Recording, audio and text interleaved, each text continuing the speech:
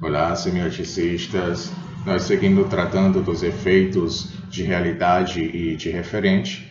Lembrar vocês que este é um dos dois efeitos que se cria exatamente com a finalidade de convencer o enunciatário da verdade ou não do discurso. E nós vimos que esses efeitos de realidade ou de referente, eles são construídos mais frequentemente por meio de procedimentos da semântica discursiva e não da sintaxe discursiva, né? E o recurso semântico principal utilizado para criar esse efeito de realidade se chama ancoragem, né?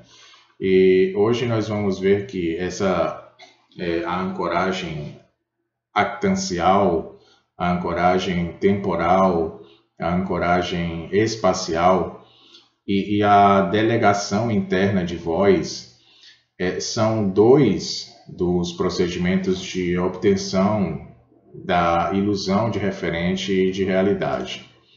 Então, esse efeito ele deve ser entendido também como o efeito contrário.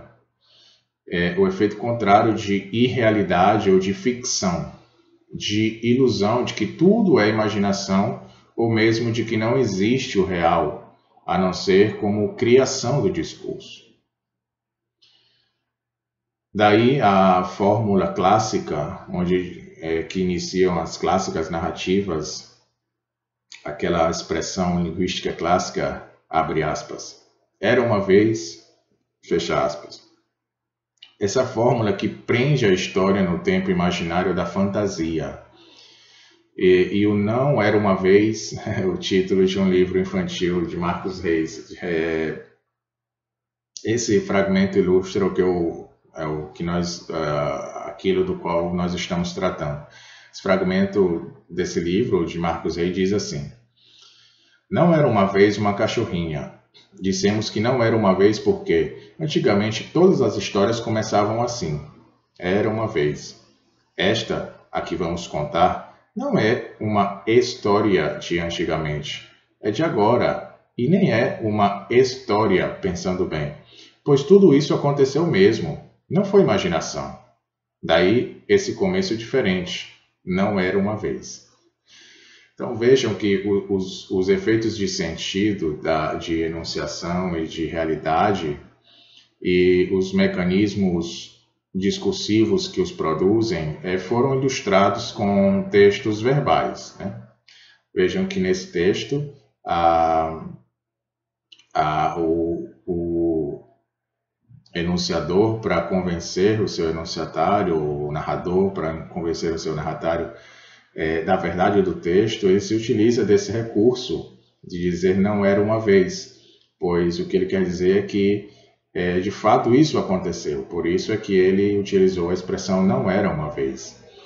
Então, enfim, esses efeitos de sentido de enunciação que nós vimos há 2 ou 3 vídeos atrás, e o efeito do qual nós estamos tratando neste momento, o efeito de criação de realidade e os mecanismos discursivos que produzem, eles foram ilustrados com textos verbais.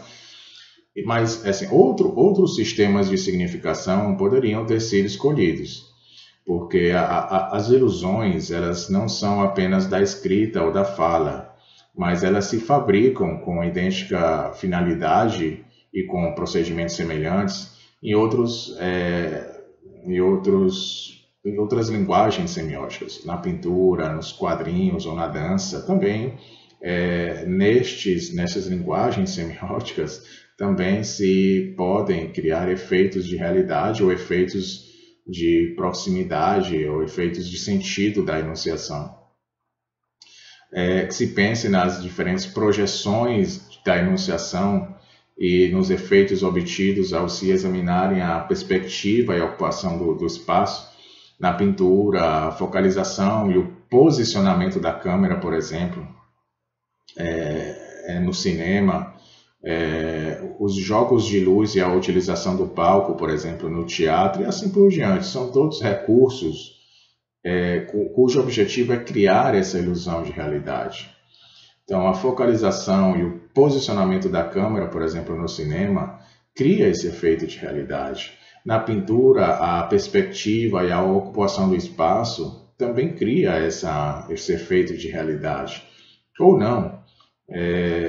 Os jogos de luz, a utilização do palco lá no teatro, também cumprem essa função, são recursos, são mecanismos utilizados para a criação de efeitos de realidade.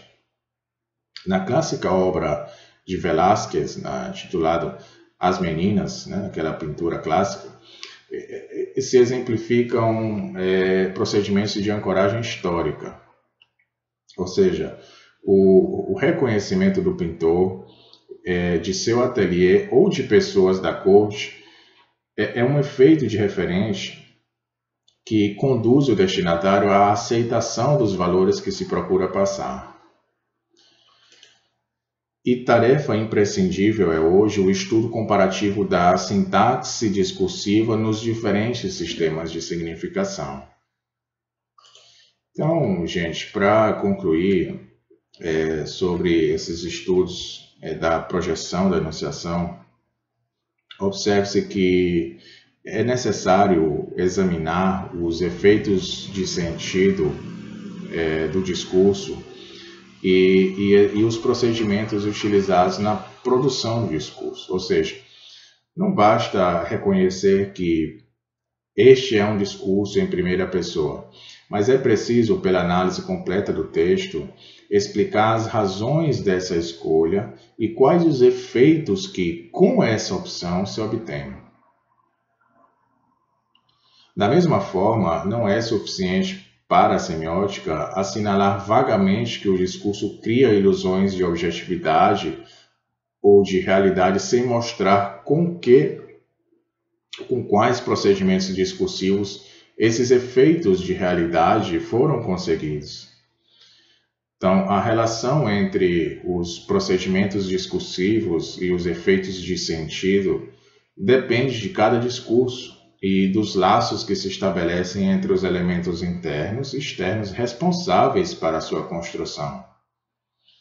Então, nada impede, porém, que se busquem certas indagações mais gerais, como as que foram traçadas aqui. Segundo, o exame das relações entre efeitos e mecanismos é uma das etapas da construção do sentido do texto, ou construção dos sentidos do texto, construção de seus fins e de suas verdades, entre aspas. Daí já é um grande passo em direção ao contexto socio-histórico e à formação ideológica em que o texto se insere.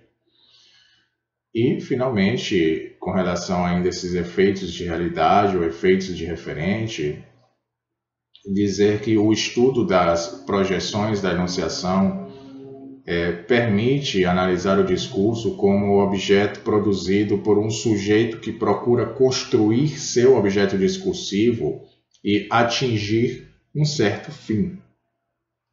Então, resta abordar na sintaxe do discurso os procedimentos argumentativos que definem o discurso como objeto de comunicação manipuladora entre o enunciador e o enunciatário. E exatamente dessas relações argumentativas entre o enunciador e o enunciatário que trataremos no seguinte vídeo.